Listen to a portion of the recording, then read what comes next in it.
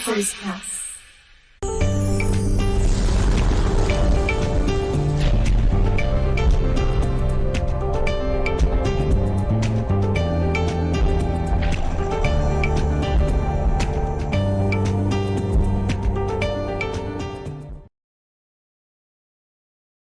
Welcome back, Dr. Larry Carr. So glad that you could rejoin us. You need to buckle your seat belts and put your seat back in the upright position because we have an exciting flight we're about to take off on. And I'm going to say, Dr. Beverly, how are you, sir? Welcome to the program. Thank you very much. I tell you, this has been a long time coming, but it's a great day. Beautiful. Yes, we're honored to have you. Tell our viewing audience, introduce yourself, tell them a little bit about yourself, and then share this awesome book that you have now. It's just Spiritual Alignment from God to Eternity. Wow. Share a little bit about that. Introduce yourself and share a little bit about that book. Let me hold this up as I share it, just so the people can sir. get a picture, because that's the way I felt when I saw the picture itself. Okay. I gave them a written description of what I thought would be good. And I said, y'all take it from there. And Lord, did they take it and took it somewhere where I was running to keep up. But the book of that book says something about what's in that book. I'm from Indianapolis, Indiana. Okay. I'm in Detroit now. I've been in Detroit for 23 years with my wife and family. But I made a name for myself in Indianapolis, not trying to, but I started preaching as a boy. And as a boy, I was sending everybody to hell that even spit on the ground.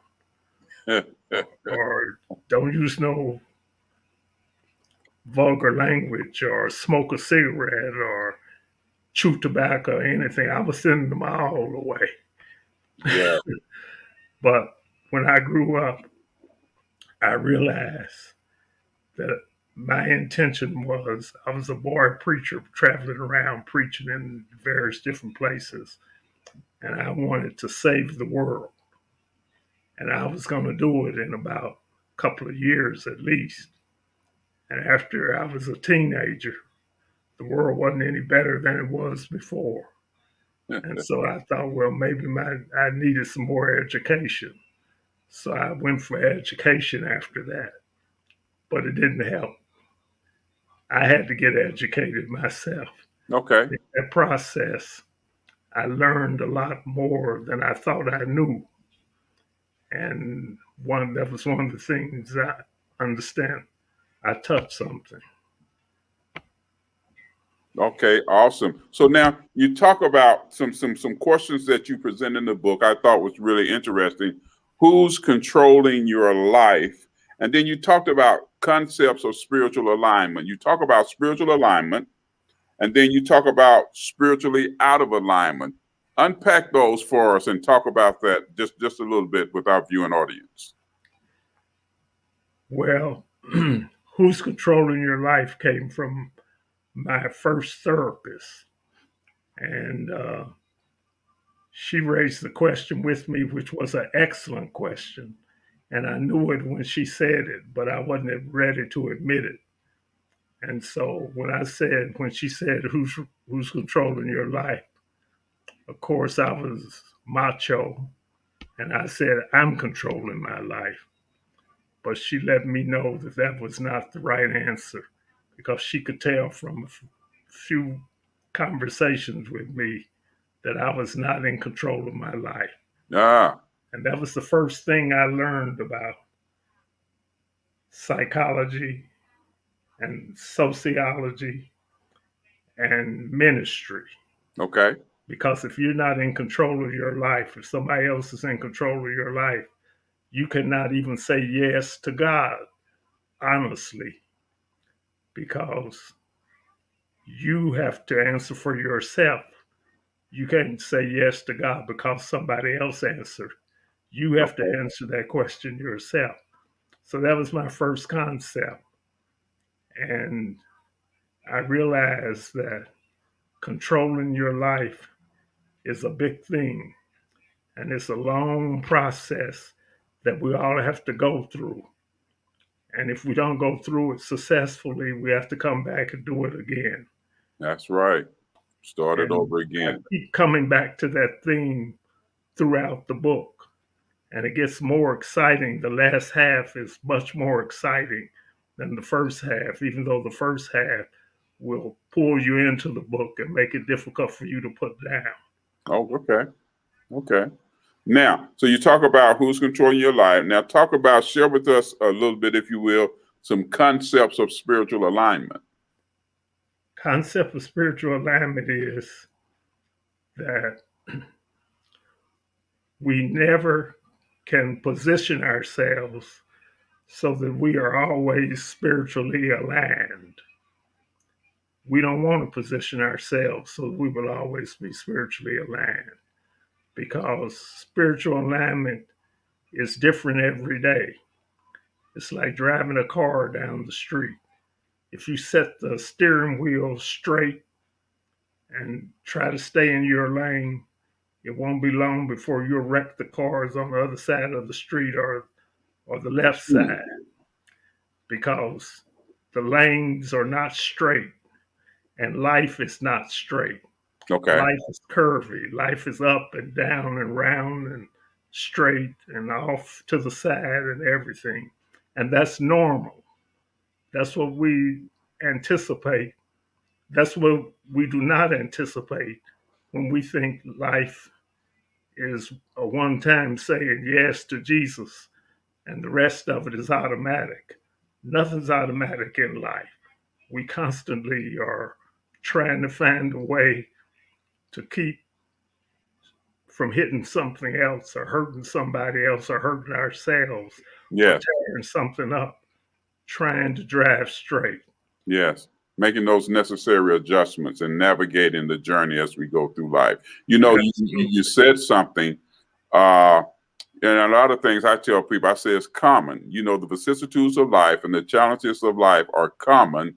And Jesus speaks about that. He says, in this world, you're going to have some challenges. You're going to have some issues. The word tribulation is used. So that's great. So spiritual alignment is that we're constantly adjusting to life and making those necessary adjustments in order to be spiritually aligned. Would that be okay to say that? Absolutely. That's the great point about spiritual alignment. Awesome. Awesome. Now, you say something here, Dr. Beverly, that I thought was just so powerful. There are symptoms of being spiritually unaligned. You can be out of alignment. Unpack that for our viewing audience and talk to us about that, if you will. Well, all of us get out of alignment unintentionally, or maybe even sometimes intentionally, at least these days. Mm-hmm. Sometimes we choose to get out of alignment, or we just refuse to be aligned when alignment is in our pathway. And Wait a minute. We refuse to be aligned when alignment is in our pathway. Oh, you have to go back to the Old Testament to talk about that. Okay. All these folks in the Old Testament, the Lord was trying to bring them out of Egypt. And they did everything in the world they could to keep from getting out of Egypt. It sounds modern, doesn't it? It sounds like us today. People doing everything they can not to take the shot that's going to heal them or at least keep them well. And they were doing everything they could to keep from getting out of Egypt. They wanted to be free, but they didn't want to be obedient. And God was saying, I'm the one that's bringing you out of Egypt. I'm the one that's took Pharaoh to task. I'm the one that saved you from the Red Sea. I'm the one you're supposed to be following and paying attention to. And Moses is the one that I sent to guide you out of it. Yeah. All you have to do is follow what he said and you'll be in alignment. But they refused over and over and over and over again to accept the alignment that God sent to them and expected of them. You just said something there, Dr. Beverly, that that put a pebble in a lot of folks' shoe?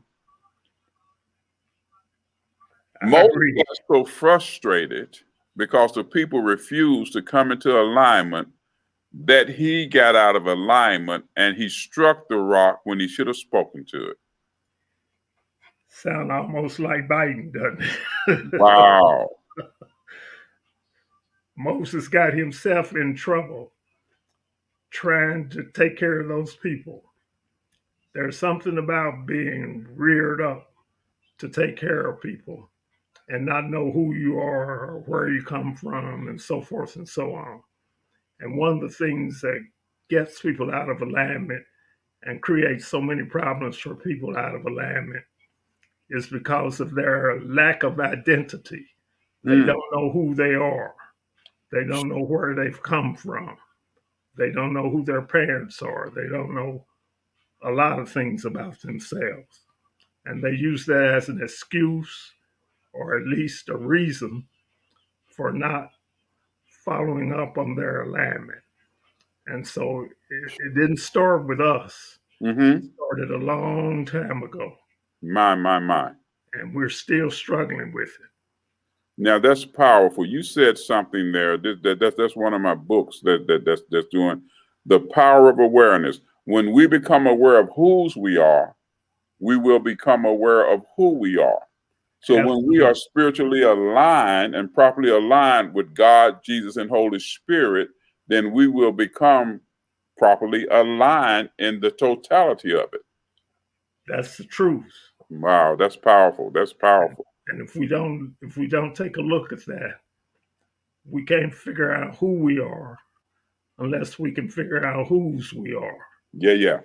And if we know whose we are, it doesn't matter as much who we are, but it gives us the energy and the excitement of pursuing who we are, because when we find out how much God has given us already, it makes us want more.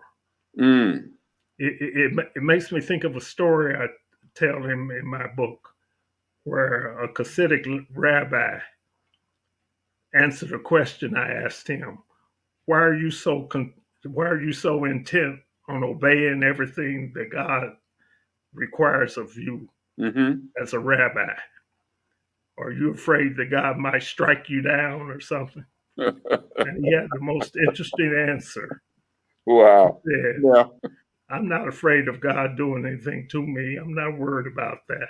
Wow. He said, we have 1 minute and 30 seconds. This time is blown by. So do this for me. Tell people how they can get in contact with you and how they can get your book. You have 1 minute. Well, for one, Arthur's Press, Tony Brandon, is one way to get my book. Amazon is another way to get the book. Barnes and Nobles is another way to get the book. Okay, at all the bookstores. Publishing. Okay. And of course, how can they get in touch with you? Get it from me. You can contact me with the Dr. U. Beverly, and you can use my email number, ubeverly540@gmail.com. Okay, ubeverly540@gmail.com. Dr. Beverly, thank you so much, sir. Thank you for coming on, sharing this awesome book, Spiritual Alignment from God to Eternity. Thank you for being a guest on Books of the Month, and we are just so appreciative. Thank you all for viewing. Thank you all for tuning in. Remember to join us next time for Books of the Month. I've been your host, Dr. Larry Carnes, and we extend the optimum blessings to you, and thank you for joining us. Dr. Beverly, thank you, sir. Thank you very much. God You're bless welcome. you.